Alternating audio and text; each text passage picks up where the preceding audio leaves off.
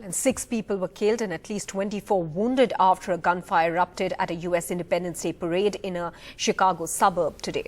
In fact, the suspected shooter was arrested later. Here's our report on how the shooting in the Chicago suburb, which some attending the parade initially mistook for fireworks, has brought American exceptionalism on gun violence into stark relief as it marks its most patriotic holiday.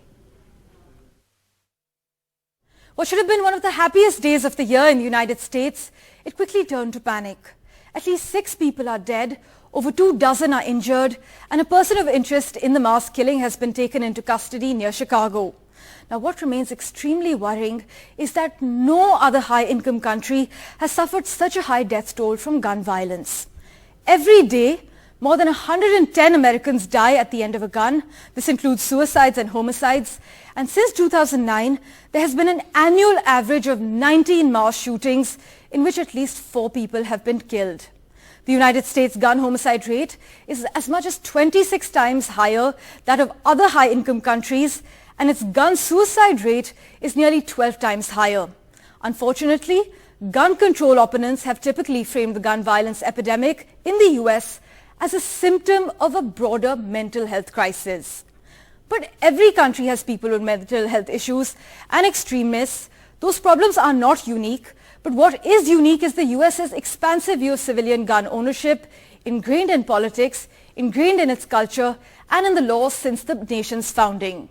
Also, a national political process that has so far proved incapable of changing that norm. Now, the link between gun deaths and gun ownership is much stronger than the link between violence and mental health issues.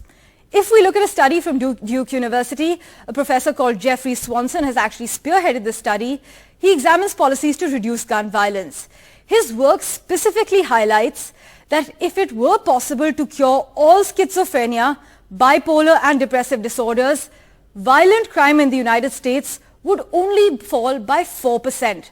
That's just 4% if these mental health orders are actually cured. In fact, one estimate from the Small Arms Survey, a Swiss-based research project, found that there were approximately 390 million guns in circulation in the United States back in 2018, or about approximately 120 firearms per 100 residents. I'm just going to repeat that for you. 120 firearms per 100 residents. That number has likely climbed in the years since, given that 1 in 5 households purchased a gun during the pandemic. But even without accounting for this increase, US gun ownership is still well above any other country. But the latest killings near Chicago on Independence Day have renewed a national debate over why the United States of America sees such events with deadening regularity and why officials as well as politicians appear powerless to stop them.